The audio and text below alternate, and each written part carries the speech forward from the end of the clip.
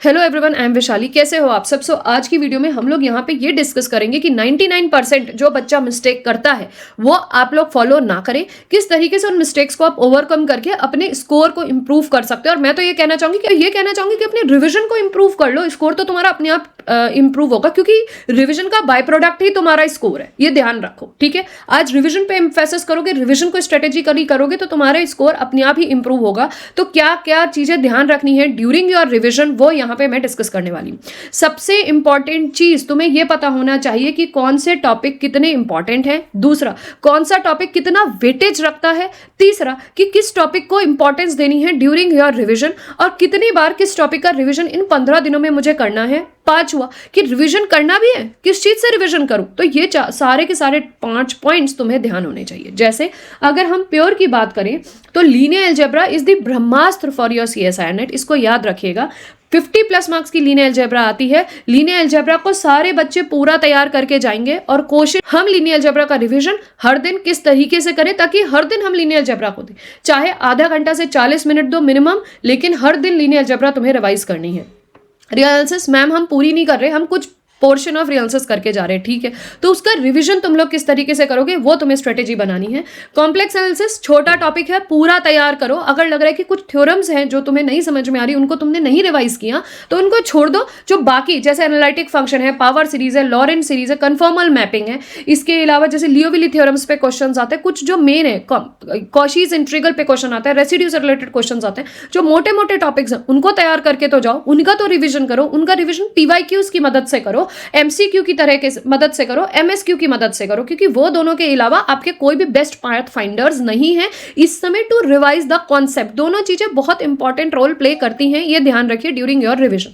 Abstract algebra मैंने पूरी तैयार नहीं करी, मैं तो सिर्फ ग्रुप थ्योरी करी, ठीक है। तो ग्रुप थ्योरी के कौन से इंपॉर्टेंट टॉपिक्स हैं जहां अभी भी आप फंस रहे हो, उनका रिविजन करो। अगर आपने रिंग, ग्रुप और फील्ड पूरी तैयार करिए तो पूरा रिविजन अपने आप स्ट्रेटेजिकली उसी तरीके से करिए। ग्रुप आपका 30+ मार्क्स का आता है, तो उतना ही टाइम आपको देना है जितना आप 30+ मार्क्स के लिए प्रैक्टिस करो, ठीक है।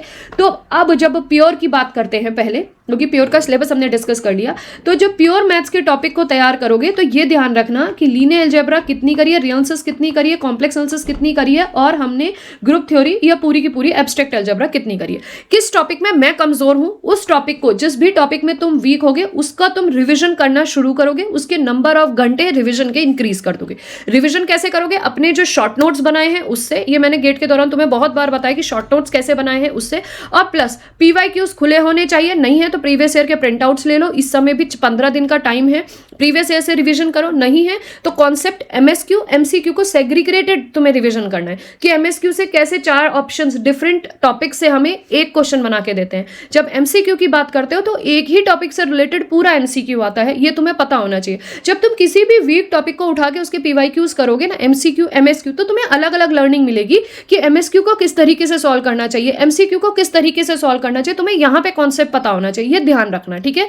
तो अभी इस समय जो भी टॉपिक तुम तैयार पूरा कर चुके हो उसका दूसरा रिवीजन बहुत थॉटफुली करोगे, और जो टॉपिक तुम्हारा थोड़ा कच्चा पक्का है उसको भी हर दिन 1-1 घंटा देके उसके पीवाईक्यू से टॉपिक वाइज मदद से उसका रिवीजन करोगे।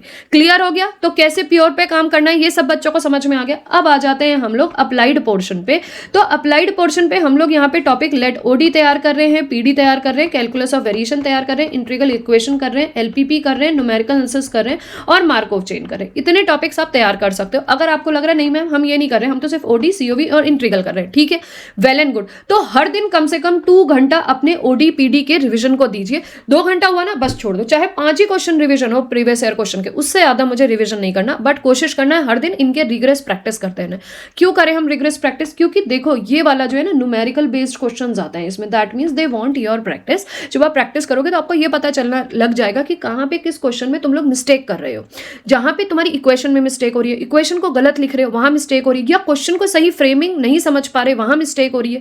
तो जब हर दिन इस प्रैक्टिस करोगे ना अप्लाइड पोर्शन की, तो तुम अपने ओवरकम करोगे अपनी मिस्टेक से, प्लस अपने लिए टाइम भी ज्यादा निकाल, मतलब कम समय में ज्यादा क्वेश्चन सॉल्व कर पाओगे। थर्ड, एक्यूरेसी मेंटेन होगी। Is that clear to you? तो अप्लाइड पोर्शन का भी हर दिन रिविजन होना है, प्योर पार्ट का भी हर दिन रिविजन होना है। ये बेवकूफी बिल्कुल मत करना कि मैं एक दिन में, यार आज तो पूरे दिन मैंने कॉम्प्लेक्स एनालिसिस से रिविजन करा। नो, रिविजन को रिविजन की तरीके से ही देना है। और इन दिनों कोई नया सब्जेक्ट अब पढ़ने का टाइम नहीं है, तो नए सब्जेक्ट को बंद करो।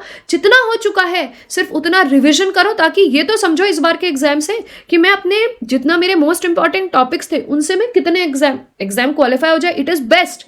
लेकिन अगर नहीं क्वालिफाई होता तो ये तो पता चलेगा कि यार इस बार मैंने इतना टॉपिक तैयार किया, इस टॉपिक से मैंने इतने मार्क्स लेकर आया। मुझे तो पता चलेगा ना कि मैं कहाँ खड़ी हूँ, मैं कितने नंबर ला सकती हूँ। तो इसके लिए तुम्हें अभी काम करना है। तो नए टॉपिक पढ़ने की बेवकूफी बिल्कुल मत करो, बिकॉज एग्जाम टाइम पे वो नए भी भूल जाओगे और पुराने भी भूल जाओगे और कुछ फायदा नहीं होगा। क्लियर है? So no new topic, only revision revision revision of the old topic which you have already prepared. Is that clear to everyone? सबको समझ में आया? अब हर दिन हमें अप्लाइड का रिवीजन करना है। किस तरीके से करना है? पीवाईक्यूज से करना है। पीवाईक्यूज में भी एमसीक्यू को अलग तरीके से सॉल्व करना है, एमएसक्यू को अलग तरीके से सॉल्व करना है और थॉटफुली करना है। उनके टॉपिक्स को ध्यान पे रखते हुए रिवीजन करना है। यहाँ पे सभी को समझ में आया? तो आप लोग क्या मिस्टेक नहीं करोगे? आप लोगों को प्योर का रिविजन भी एवरीडे करना है, अप्लाइड का रिविजन भी एवरीडे करना है। वो आपकी स्ट्रेटेजी है कि कौन से टॉपिक्स आपके तैयार हो चुके हैं, जिनकी रिविजन की जरूरत नहीं है उनको ऑल्टरनेट डे में करें, और जो लग रहा है कि अभी भी यहाँ पे रिविजन की जरूरत है तो उनको हर दिन रिविजन करते चले। सिमिलरली अप्लाइड के टॉपिक्स का रिवीजन भी आपको हर दिन करना ही करना है। अगर वीडियो अच्छी लगी हो तो प्लीज चैनल को जरूर सब्सक्राइब करें। और किस तरीके की वीडियोस या कहां पे आपको डिफिकल्टी आ रही है सीएसआई नेट की प्रिपरेशन में, आप मुझे बता सकते हो, मैं उससे रिलेटेड आपकी वीडियोस बना दूंगी। Till then good bye and take care and thanks for watching this video. अगर वीडियो अच्छी लगी हो तो प्लीज चैनल को सब्सक्राइब जरूर कर देना।